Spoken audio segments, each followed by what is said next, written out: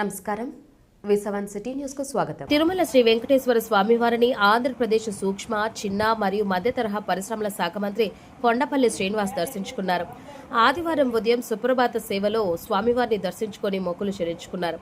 దర్శనానంతరం రంగనాయకుల మండపంలో వేద పండితులు వేదాశీర్వచనం చేయగా ఆలయ అధికారులు తీర్థ ప్రసాదాలు అందజేసి పట్టు వస్త్రాలతో సత్కరించారు.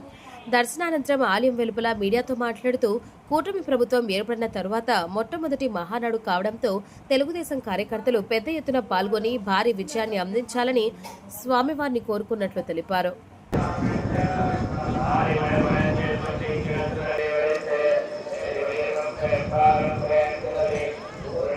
నమస్కారం. ఈరోజు తిరుమల దర్శనం, స్వామివారి దర్శనం చేసుకోవడం జరిగింది.